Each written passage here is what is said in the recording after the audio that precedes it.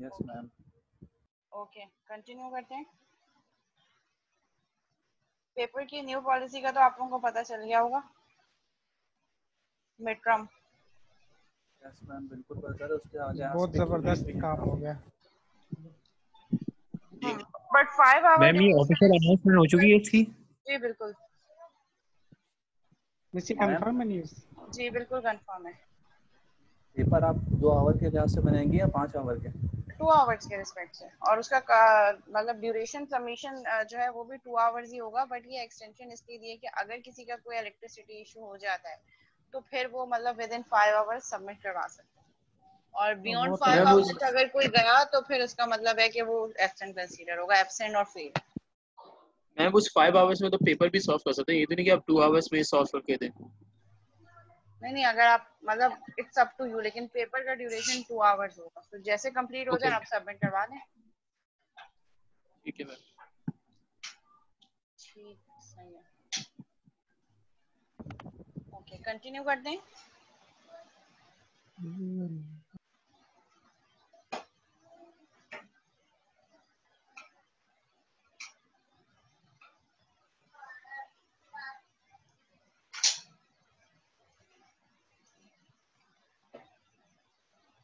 जी, 2 hours submission पे bonus होगा।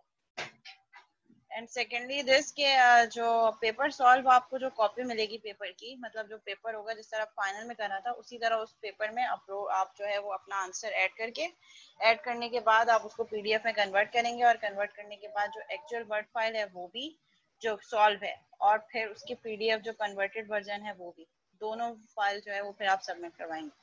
जैसे पहले करवाया था फाइनल पेपर में, इसी तरह मिड टर्म में भी ऐसे ही होगा।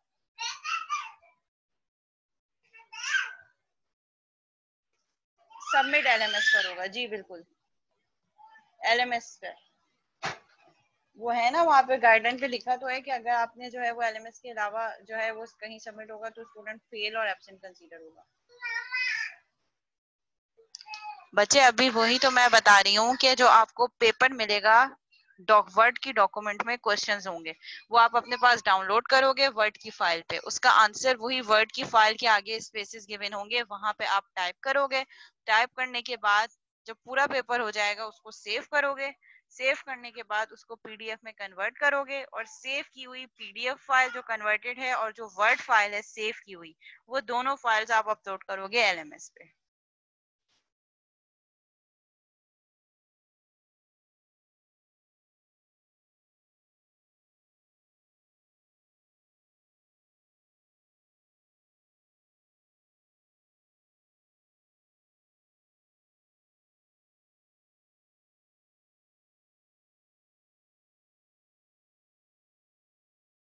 एक दिन में 2 पेपर कैसे हैं आपके? एसक्यू और एससी साथ कैसे हो सकता है?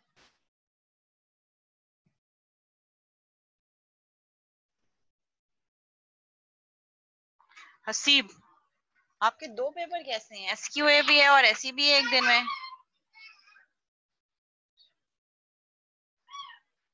ओहो, अच्छा, ओके।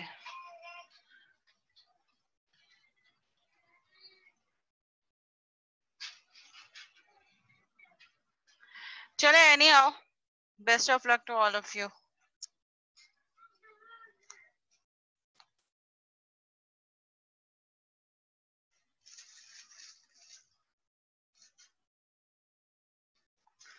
ओके, कंटिन्यू करते हैं। The next topic is project. ठीक है कि प्रोजेक्ट में हमारे पास क्या क्या चीजें हो सकती हैं। Projects get into trouble. Problems क्या कब राइज होंगी प्रोजेक्ट में? when there are some factors which can cause problem in software project. Software people don't understand their customer need. जब आपके पास जो टीम है वो अंडरस्टैंड नहीं कर पाई कि कस्टमर की नीड क्या है, कस्टमर क्या चाह रहा है। The product scope is poorly defined. जो प्रोडक्ट का स्कोप है वो पोअरली डिफाइंड है, क्लियर नहीं है, उसमें बहुत ज्यादा एम्बिगिटी है। Changes are manage poorly. जो चेंजेस आ रहे हैं उन चेंजेस को आपने कहीं मैनेज नहीं किया, कहीं लिस्ट डाउन नहीं किया, कॉन्फ़िगरेशन मैनेजमेंट नहीं की हुई। The chosen technology changes. जिस जो टेक्नोलॉजी चूज की थी आपने उसमें जो आप काम कर रहे हैं वो चेंज हो गई। बिजनेस नीड चेंज और आर इल डिफाइंड। जो बिजनेस नीड्स हैं वही चेंज हो गई जिसकी बेसिस पे आप प्रोजेक्ट बना रहे थे। बिजनेस नीड्स आर बेसिकली हमारे पास, इसकी एग्जांपल मैं आपको ऐसे दे सकती हूँ। लेट्स से हमारे साथ ये बहुत अनफॉर्चुनेट एक सिचुएशन है, जैसे हमारे पास कुछ कोई नई गवर्नमेंट आती है, ठीक है, वो कोई नया प्रोजेक्ट स्टार्ट करते हैं, उनका अपना इंटरेस्ट लेवल होता है, मे बी पे उनका कुछ बेनिफिट्स भी होते हैं, दे स्टार्ट द प्रोजेक्ट, और प्रोजेक्ट में ड्यूरेशन में भी रिक्वायर्ड होता है 5 to 6 years 7 years और मे बी उससे भी ज्यादा अगर बहुत बड़ा प्रोजेक्ट है। और फिर दूसरा ये कि प्रोजेक्ट स्टार्ट होने में भी टाइम लगता है, तो वो आगे ड्यूरेशन बढ़ जाता है। फिर जब गवर्नमेंट चेंज होती है, सो गवर्नमेंट की प्रायोरिटी, जब न्यू गवर्नमेंट आती है तो उसकी प्रायोरिटी चेंज होती है, हो सकता है वो प्रोजेक्ट उसके लिए इतना इफेक्टिव ना हो। और यही सिचुएशन हमारे कंट्री के साथ भी कब से चल रही है। तो जब आपकी बिजनेस रिक्वायरमेंट या बिजनेस नीड ही चेंज हो गई, मींस अब जो नई गवर्नमेंट आई है उसका इंटरेस्ट ही नहीं है, उनकी नीड ही नहीं है, तो फिर इस वजह से भी आपका प्रोजेक्ट जो है वो डेंजर में चला जाता है। जो डेडलाइंस आपने दी हैं वो अनरियलिस्टिक डेडलाइंस है, मींस आपने ऐसी डेडलाइंस दी हैं जो मीट नहीं हो सकती, ठीक है। सो डेडलाइन शुड बी रियलिस्टिक, ऐसी डेडलाइंस हो जो कि मीट हो सके। यूजर्स आर रेजिस्टेंट, ठीक है, यूजर कम्युनिकेट नहीं कर रहे, सही से बता नहीं पा रहे, ठीक है, उनकी क्या क्या रिक्वायरमेंट्स हैं वो प्रॉपर्ली दे नहीं पा रहे। स्पॉन्सरशिप इज लॉस्ट और वाज नेवर प्रॉपर्ली ऑब्टेन्ड, जो आपकी स्पॉन्सरशिप है वही लॉस हो गई, ठीक है, जो मेन स्पॉन्सर था, जो फंड दे रहा था, वही गायब हो गया, या अब उसका इंटरेस्ट नहीं है, वो कह रहे ठीक है फर्दर अब मैं और इन्वेस्टमेंट नहीं कर रहा।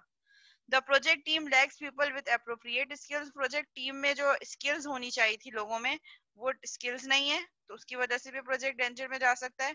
Managers and practitioners avoid best practices and lesson learn, ठीक है, जो आपकी टीम है वो बेस्ट प्रैक्टिसेस को अवॉइड कर रहे हैं, मतलब कोई नया टूल आया है, कोई नई टेक्नोलॉजी आई है, but because they are resisting कि हम जो जिस करंट सिनेरियो पे काम कर रहे हैं we are good for this, हम उसके लिए गुड है, हमारे लिए वो गुड इनफ है और हम उसी पे काम करेंगे। तो हम बेस्ट किसी नई अप्रोच की तरफ क्यों जाएं, हम क्यों एक रिस्क लें, उस पर टाइम लगेगा सीखने पे। सो जो रेजिस्टेंस होती है उसकी वजह से भी बहुत सारे प्रॉब्लम्स आ रहे होते हैं। और जो आपने लेसन लर्न किया, मतलब पास्ट प्रोजेक्ट्स में जो आपने जो इश्यूज थे, जो मिस्टेक्स की थी आपने उन मिस्टेक से लर्न नहीं किया।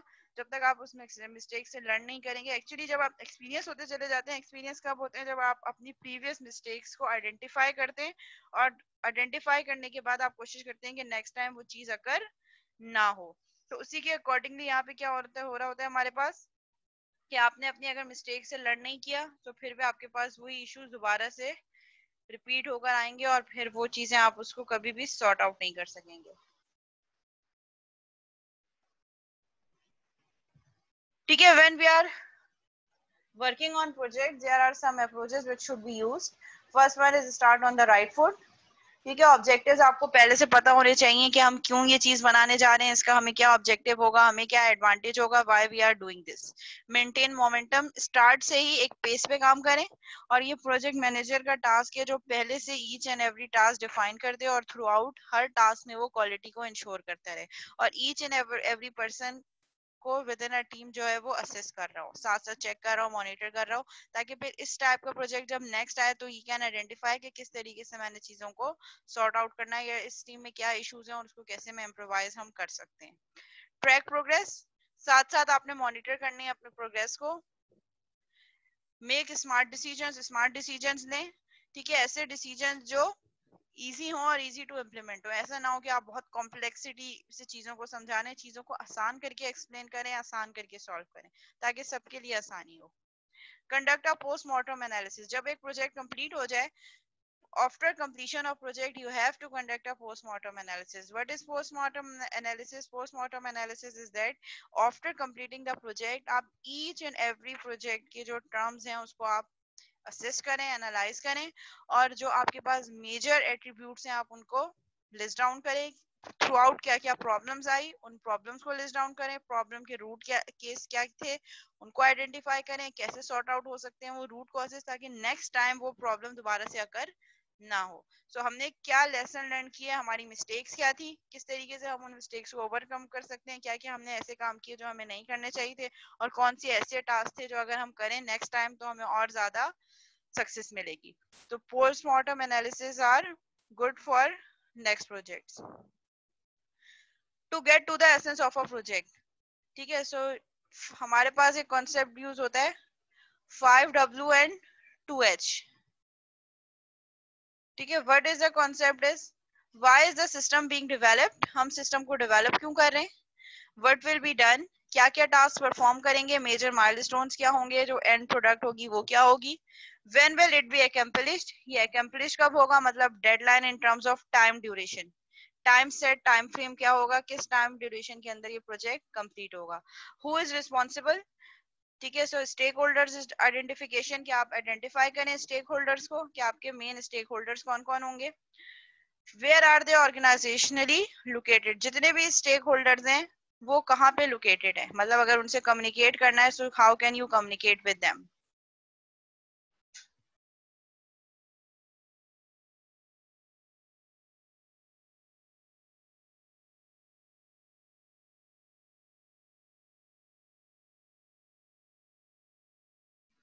How will the job be done technically and managerially. ठीक है, जो जॉब हमें टास्क गिवन है हम उसको टेक्निकल एंड पे कैसे करेंगे, कौन कौन से टूल यूज करेंगे, कौन कौन से प्रोसेसेस होंगे, किस तरीके से उसको एक्सेस करेंगे और मैनेजमेंट कैसे होगी उनकी. ठीक है, हमने प्लान कैसे किया और उस प्लानिंग के अकॉर्डिंगली हम कैसे उस पर वर्क कर रहे होंगे. How much of each resource will be needed. ठीक है, रिसोर्सेज में हमारे पास डिफरेंट टाइप ऑफ रिसोर्सेज भी है. जब आप एमएस प्रोजेक्ट में भी काम करेंगे तो जब हम रिसोर्स शीट क्रिएट करते हैं एमएस प्रोजेक्ट में तो हमारे पास डिफरेंट टाइप्स के रिसोर्सेज होती हैं. हमारे पास ह्यूमन से related work in term of human के, और मटेरियल से रिलेटेड हमारे पास रिसोर्सेज होती हैं. मटेरियल मींस सॉफ्टवेयर, हार्डवेयर, क्या क्या चीजें हमें चाहिए होंगी, और work means people, how much effort required for individual resource. हर पीपल, हर बंदे से हमें कितने जो है वो एफर्ट एक्सपेक्टेड है. ठीक है, so these are some question जिसको हम 5W H कह रहे होते हैं. ठीक है, 5 W's हैं यहाँ पे, 5 questions and 2H. Critical practices क्या है हमारे पास, फॉर्मल रिस्क मैनेजमेंट, क्या क्या टास्क ऐसे हैं which we have to use in order to achieve quality. So there are some points. First one is formal risk management. You have to assess risk in every phase of software development. Software development के हर phase में आप formally risk management करें. Formally means ऐसे नहीं कि ठीक है, हाँ ठीक है ये risk हो सकता है, आएगा तो देख लेंगे. Each and everything should be documented and it should be analyzed as well. क्या क्या रिस्क हो सकते हैं, रिस्क के होने के, जब हम रिस्क की बात कर रहे हैं तो रिस्क में हमारे पास दो चीजें होती हैं, रिस्क का इम्पैक्ट और उसकी प्रोबेबिलिटी, कि उसके प्रोबेबिलिटीज कि उस रिस्क के अकर होने के चांसेस कितने हैं, और अगर वो रिस्क अकर हो गया तो उसका इम्पैक्ट कितना होगा, मतलब कितना सेवियर होगा वो. Empirical cost and schedule estimation. ठीक है, आपने कॉस्ट और स्केड्यूल की एस्टिमेशन भी करनी है. ठीक है, और इसमें क्या होगा, हिस्टोरिकल डाटा भी यूज होगा, करंट प्रोजेक्ट का डाटा भी यूज होगा, और you can use industry data as well. So costing and scheduling की एस्टिमेशन भी आपने करनी है. मैट्रिक्स बेस्ड प्रोजेक्ट मैनेजमेंट में आपने डिफरेंट मैट्रिसेस भी यूज करने, साइज बेस्ड भी हो सकते हैं, इफेक्ट से एरर से रिलेटेड मैट्रिक्स भी हो सकते हैं, time cost, different matrices you can use in order to achieve quality. Earn value of task tracking. ठीक है, आपने टास्क की ट्रैकिंग भी करनी है थ्रू आउट, और ये भी देखना है कि how much you have earn right now, कितने टास्क यू हैव कंप्लीटेड और उसको कितने एफर्ट लगे हैं, कितने एफर्ट और कितना टाइम लगा है उन टास्क को कंप्लीट करने पे. तो आप टास्क की भी ट्रैकिंग कर रहे होते हैं, कितनी कॉस्ट लगी, कितने एफर्ट लगे, कितना टाइम लगा. Defect tracking against quality targets. ठीक है, डिफेक्ट को ट्रैक करें, क्या क्या डिफेक्ट्स अब तक आ चुके हैं, किन किन एरर्स को हम रिजॉल्व कर चुके हैं, कौन कौन से डिफेक्ट ऐसे हैं जो अभी तक लिस्ट डाउन हमने नहीं किए, कौन कौन से ऐसे हैं जो रिपोर्ट हो चुके हैं बट अभी तक उनको सॉर्ट आउट नहीं किया, कौन से ऐसे हैं जो रिपोर्ट भी हो चुके हैं और हमने उनको सॉल्व भी कर लिया है. पीपल अवेयर प्रोजेक्ट मैनेजमेंट, और ऐसी प्रोजेक्ट मैनेजमेंट जिसमें हमारे पीपल जो है शुड बी अवेयर कि हमारे पास हम प्रोजेक्ट मैनेजमेंट के कॉन्सेप्ट यूज कर रहे हैं, ट्रैकिंग भी हो रही है, प्लानिंग भी हो रही है, ईच एंड एवरीथिंग मॉनिटर भी हो रही है, कैसे टूल्स यूज करने हैं, जो डिफरेंट मेजरमेंट्स और मैट्रिसेस के टूल्स हैं, मॉनिटरिंग टूल्स हैं, how can we use it. So ये टॉपिक यहाँ पे एंड हो गया है सॉफ्टवेयर प्रोजेक्ट मैनेजमेंट का. इससे रिलेटेड अगर कोई क्यूरीज हैं, कोई क्वेश्चन है तो आप पूछ सकते हैं.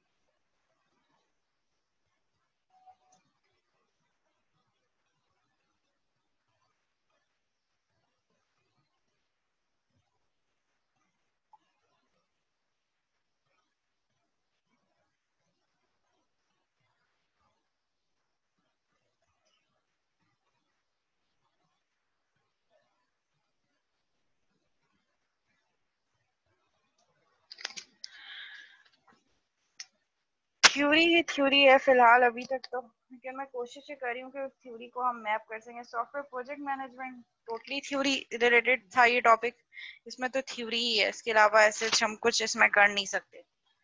बाकी चीजें रह गई सॉफ्टवेयर टेस्टिंग। सॉफ्टवेयर टेस्टिंग का मैं ये जो है वो प्लान कर रही हूँ कि हम साथ साथ कुछ टेस्ट केसेस भी क्रिएट करते जाएं। मतलब टेस्टिंग स्ट्रेटेजी पढ़ें, उससे रिलेटेड टेस्ट केसेस यूज करें और फिर उन टेस्ट केसेस को आप मैप करें अपने सॉफ्टवेयर के रिस्पेक्ट से कि अच्छा एंड में आपने सॉफ्ट केस ये टेस्ट केसेस भी बनाने। सो ये जो सारे माइलस्टोन्स है मैं आपको पहले से बताती चली जा रही हूँ कि आपने क्या क्या करना है। ठीक है, सो जब हम प्रोजेक्ट बनाएंगे तो मैं ठीक है, हमारे पास क्या क्या चीजें होंगी at the end of semester जब आप प्रोजेक्ट सबमिट करवा रहे होंगे, तो एक वर्किंग सॉफ्टवेयर होना चाहिए आपके पास।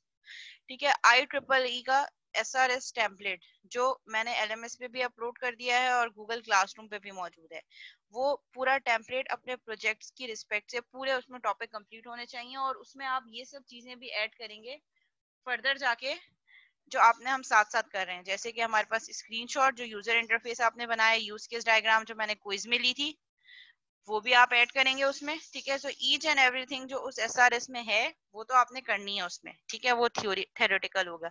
उसके अलावा जो चीजें आप उस SRS में और ऐड करेंगे वो क्या क्या होंगी, एक तो प्रोडक्ट, जो प्रोजेक्ट का आपने स्कोप दिया है वो उसमें ऐड नहीं होगा, प्रोजेक्ट स्कोप इटसेल्फ एक अलग डॉक्यूमेंट है। जो चीजें आप SRS में ऐड करेंगे वो क्या चीजें होंगी, वो होगी आपकी जो आपने वो प्रोजेक्ट बैकलॉग बनाया है वो बैकलॉग वहां पे ऐड होगा। उसके बाद आपके पास उसमें ऐड होगा जो हमने यूजर इंटरफेस आपने असाइनमेंट किया है सबमिट करवाना है नेक्स्ट माइलस्टोन, वो यूजर इंटरफेसेस आप ऐड करेंगे। उसके बाद फिर आप ऐड करोगे जो मैंने आपको नेक्स्ट टास्क हम देंगे, टेस्ट केसेस भी ऐड होंगे। टेस्ट केसेस और उन टेस्ट केसेस का रिजल्ट और फाइंडिंग्स भी ऐड होंगी जो आप अपनी उस एप्लीकेशन पे रन करेंगे।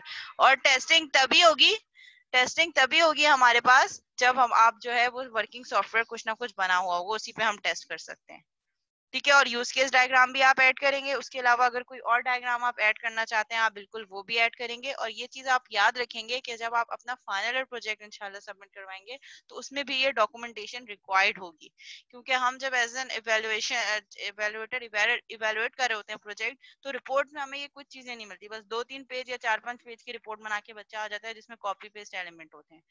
सो डायग्राम जितनी ज्यादा UML डायग्राम्स हो वो आपकी फाइनल प्रोजेक्ट में ऐड होनी चाहिए। जितनी UML डायग्राम जो आपने ऑब्जेक्ट ओरिएंटेड एनालिसिस में पढ़ी है उनमें सबसे इंपॉर्टेंट आपकी use case diagram, sequential diagram, interaction diagram, class diagram, activity diagram और सिस्टम ब्लॉक डायग्राम, ये सब चीजें ऐड करनी है। इसी तरह जब आप SRS की रिपोर्ट अभी बनाएंगे, इसमें जो अभी फिलहाल इस कोर्स के लिए मुझे जो आपकी डायग्राम चाहिए, यूज केसेस जो मैं ऑलरेडी आपसे बनवा चुकी हूँ, यूज केसेस ऐड करें, क्लास डायग्राम ऐड करें क्योंकि आप डेटाबेस तो डिजाइन करेंगे, उससे रिलेटेड क्लास डायग्राम ऐड होनी चाहिए। और आपके सिस्टम की एक ब्लॉक डायग्राम जो आर्किटेक्चर डायग्राम भी हम इसको कह सकते हैं, workflow of your system बता रही हो। ठीक है, so these are the milestones. जी, ये सारी चीजें SRS में जो हम साथ साथ कर रहे हैं माइलस्टोन, ये बस SRS में ऐड करनी होगी। तो अभी से स्टार्ट कर देना बनाना। और प्रोजेक्ट प्लान वही जो माइलस्टोन है, जो प्रोजेक्ट बैकलॉग है जो आपने MS एक्सेल पे बनाया है वो भी ऐड करेंगे आप SRS पे। जी मिड के बाद बस जो एंड में आप SRS डॉक्यूमेंट सबमिट करवाएंगे उनमें ये सब चीजें होनी चाहिए। जी, जैसे जैसे टाइम टू टाइम हम काम करते जा रहे हैं वो टास्क अपडेट करते जा रहे हैं। कल की क्लास तो हमें लेनी है क्योंकि स्केड्यूल है, मेकअप स्केड्यूल हुआ है और एकेडमिक्स डिपार्टमेंट ने किया है, so we have to take the.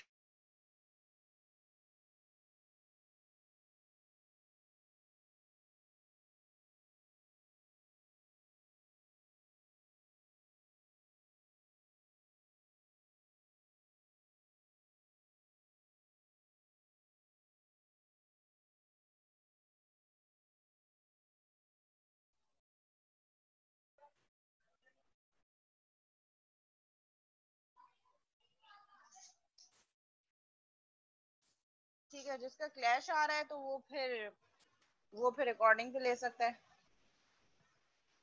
क्योंकि ये टाइम जो है ये मैंने नहीं सेट किया, ये एकेडमिक्स डिपार्टमेंट से स्केड्यूलिंग आई है, तो ये अब चेंज भी नहीं हो सकती और कैंसिल तो बिल्कुल भी नहीं हो सकती।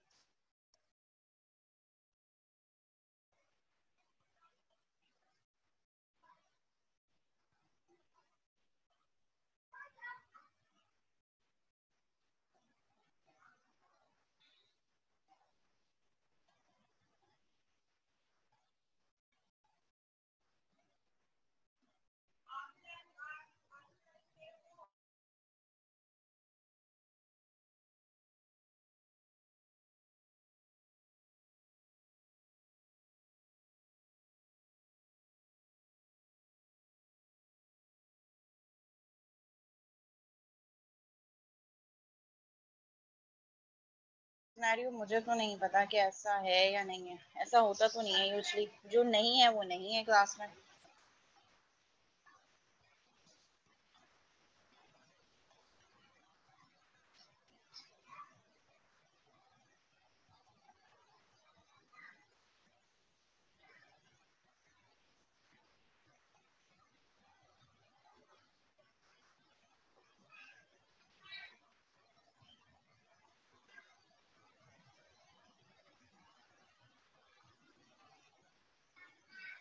हाँ, तो जो एक क्लास है जो आप लेंगे उसकी अटेंडेंस मार्क हो जाएगी, जो आप नहीं लेंगे उसकी मार्क नहीं होगी, क्योंकि जब आप नहीं है तो आप नहीं है।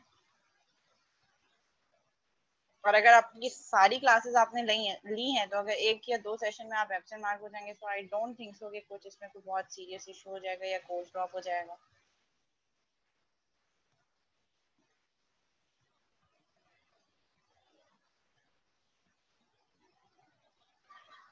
ओके, जो नेक्स्ट हमारे पास टॉपिक है that is software costing and estimation.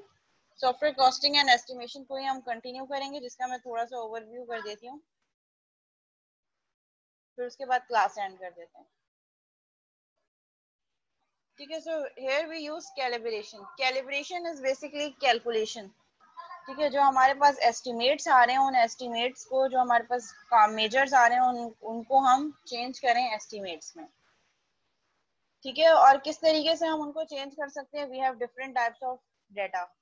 First one is industry data, second one is historical data and third one is project data. ठीक है, इंडस्ट्री डेटा है आपके पास data from different organisations, different organisation का data. Historical data है आपके पास same organisation का प्रीवियस प्रोजेक्ट्स का डेटा। और project data is the data of current और सेम प्रोजेक्ट, जिस करंट प्रोजेक्ट पे आप काम कर रहे हैं। ठीक है, अगर हम बात करें कि कौन सा डेटा कब एस्टिमेट हो सकता है, calibration with industry data. Industry data है जो हमारे पास, उस पे हम वर्ड्स एस्टिमेटेड, उसमें हम क्या क्या एस्टिमेट कर सकते हैं? प्रोजेक्ट का size, effort, schedule and features. Similarly organisational data से हम क्या रिसीव कर सकते हैं? जो हमारे पास हिस्टोरिकल डेटा है, size, effort, schedule and features. And calibration with project specific data, project का size, effort, schedule and features. Size of project, small, medium, large, तीनों टाइप्स के प्रोजेक्ट के लिए तीनों टाइप का डेटा यूज हो सकता है। When we have development stage, industry data आप कब यूज करेंगे? एएलडी से मिडिल स्टेज पे, जब आपके पास कोई नया प्रोजेक्ट स्टार्ट होगा, सो वहां पे आपके पास एएलडी टू मिडिल स्टेज पे you will use industry average data. And when will you use historical data in ALD to middle stage. और प्रोजेक्ट डेटा जब तक नहीं मिलेगा आपको जब तक आप प्रोजेक्ट एटलीस्ट हाफ कंप्लीट ना कर लें। तो इसका टाइम स्टेज कौन सा होगा, कब डेवलप होगा आपके पास इस project specific project data? Middle to late, जब तक प्रोजेक्ट एंड नहीं हो जाता, मिड से लेकर एंड तक। आइटरेटिव और सिक्वेंशियल, तीनों मॉडल आपके पास, दोनों मॉडल्स के लिए तीनों डेटा यूज हो सकता है, अदर आइटरेटिव है या सीक्वेंशियल मॉडल है। एक्यूरेसी, इंडस्ट्री डेटा की लो टू मीडियम है, हिस्टोरिकल डेटा की मीडियम टू हाई है, और प्रोजेक्ट डेटा की वेरी हाई है क्योंकि वो एक्यूरेट डेटा है। और इंडस्ट्री डेटा की लो टू मीडियम इसलिए क्योंकि इंडस्ट्री डेटा दूसरे ऑर्गेनाइजेशन का है, तो दूसरी ऑर्गेनाइजेशन का ऑर्गेनाइजेशनल स्ट्रक्चर, मैनेजमेंट हायरार्की, वो कौन सा प्रोसेस मॉडल यूज कर रहे हैं, वो किस टाइप का प्रोजेक्ट बिल्ड कर रहे हैं, वो सब डिफर हो सकता है। और उसको अपने प्रोजेक्ट के लिए अपनी ऑर्गेनाइजेशन के रिस्पेक्ट से मैप करना जो है वो इतना ज्यादा एफिशिएंट नहीं होगा। हिस्टोरिकल डाटा जो है वो मीडियम टू हाई होगा। पास्ट प्रोजेक्ट, सिमिलर प्रोजेक्ट का डाटा यूज करना ज्यादा बेटर है, बट उसमें भी एनवायरनमेंट को माइंड में रखना है कि उस वक्त क्या एनवायरनमेंट था, उस वक्त कौन सी रिसोर्सेज थी, अब कौन सी रिसोर्सेज हैं, उस वक्त कौन सी टेक्नोलॉजी पे काम हो रहा था, अब कौन सी टेक्नोलॉजी पे काम हो रहा है। सो इसमें आपके पास डिफरेंट एनवायरमेंटल फैक्टर्स भी होते हैं जो आपकी ओवरऑल एस्टिमेट्स में एक्यूरेसी कम कर सकते हैं या ज्यादा कर सकते हैं। और प्रोजेक्ट स्पेसिफिक डेटा की एक्यूरेसी तो हाई होगी क्योंकि वो प्रोजेक्ट का इटसेल्फ डेटा होगा जो कि एक्यूरेट होगा। Improved accuracy and other benefits of historical data. ठीक है, जब हम हिस्टोरिकल की बात कर रहे हैं, सेम ऑर्गेनाइजेशन की डेटा की बात कर रहे हैं, तो हम वहां पे कब यूज करेंगे? The use of historical data और documented fact is negatively correlated with cost and schedule overruns. इस स्टेटमेंट का क्या मतलब है?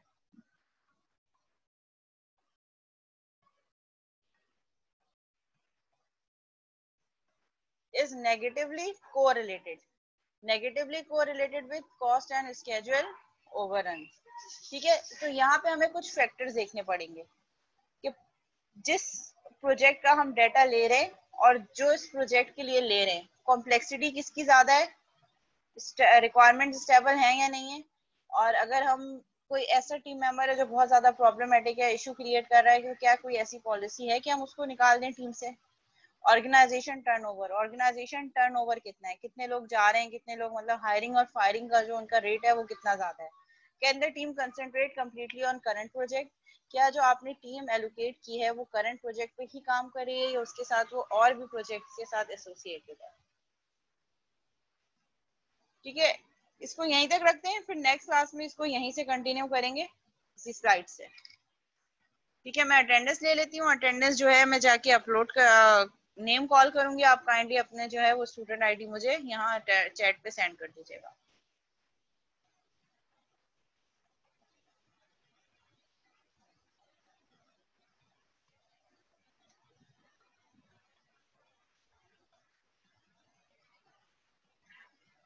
मोहम्मद जैन,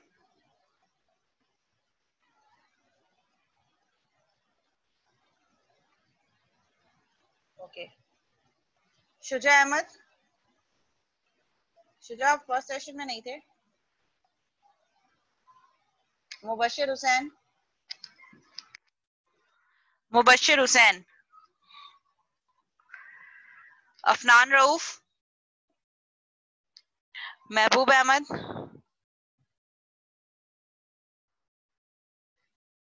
हुसैन इसहक, मोहम्मद हसनैन, मोहम्मद फवाज, मोहम्मद फवाज,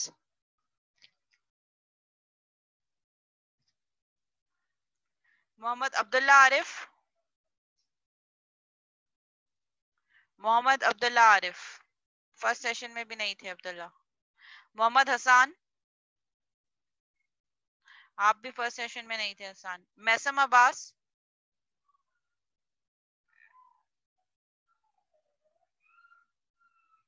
मोहम्मद हसान, सॉरी मैसम अब्बास, मैसम अब्बास भी नहीं है। मोहम्मद अदनान अलीम, उबैद शौकत,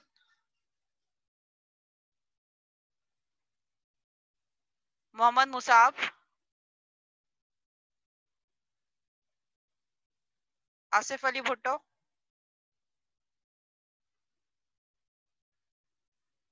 सैयद मोइज अली, शायान अख्तर, शायान अख्तर फर्स्ट सेशन में भी नहीं थे शायान। सलाहीकीन मुश्तबा, सलाहीकीन की 1 2 3 4 5 6 7 एब्सेंट हो गए आज। मोहम्मद मुनीब रियाज, हसन नवाज,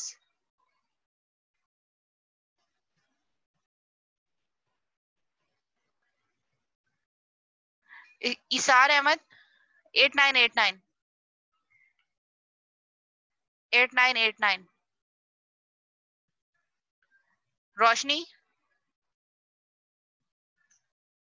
इसरार अहमद 9094 9094, इसरार अहमद एब्सेंट। सबीउद्दीन, इफ्रा जाहिद,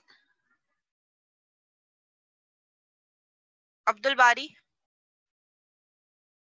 रवाहा, शेख जवाद अहमद, हसन यूसुफी, अहमद अली, अहमद अली, ओके। मोहम्मद उस्मान, उसामा मारूफ, उसामा मारूफ एब्सेंट। हाफिजा समीर नजर,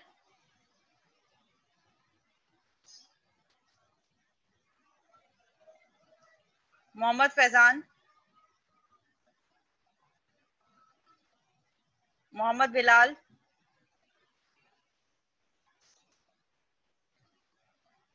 मोहम्मद हसीब हन्नान, आदिल यूसुफ, मोहम्मद अब्दुल राफे, तला सिद्दीकी, वहाज,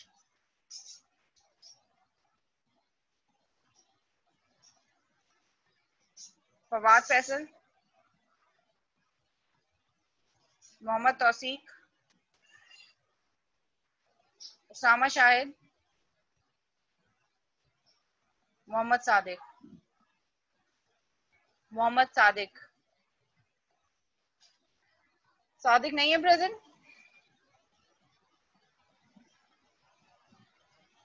अच्छा, अब कौन है जिसका नेम मिस हो गया है?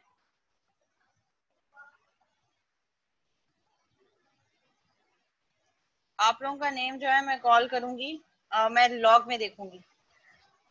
ऐसा नहीं कि अभी आपने मीटिंग ज्वाइन करके अटेंडेंस मार्क कर दी, तो मैं लॉग में आपका नेम चेक करूंगी। अगर लॉग में आप लोगों का नाम हुआ तो मैं आप लोगों की अटेंडेंस मार्क कर दूंगी, वरना मैं आप लोगों की अटेंडेंस मार्क नहीं करूंगी। जो मेरे पास एब्सेंट आ रहे हैं उनमें महबूब अहमद हैं, उसके अलावा मेरे पास एब्सेंट आ रहे हैं मोहम्मद अब्दुल्ला आरिफ, उसके अलावा मैसम अब्बास एब्सेंट आ रहे हैं, शायान अख्तर एब्सेंट आ रहे हैं। फर्स्ट सेशन में भी एब्सेंट थे शायान, आप सेशन में सेकंड में भी एब्सेंट हैं। सलाकीन मुश्तबा फर्स्ट में भी नहीं थे, अभी भी आपका नाम भी आप मिसिंग कर रहे हैं। जी, जिनकी अटेंडेंस हो गई है वो जा सकते हैं। और उसके अलावा जो मेरे पास एब्सेंट आ रहे हैं, इसरार अहमद,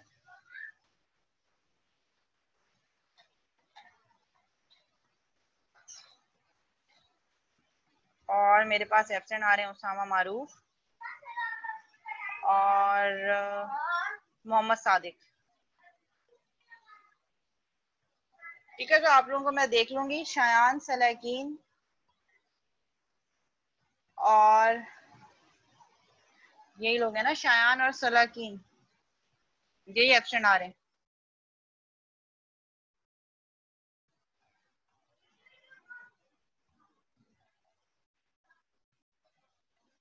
ठीक है, सही है, क्लास एंड करते हैं।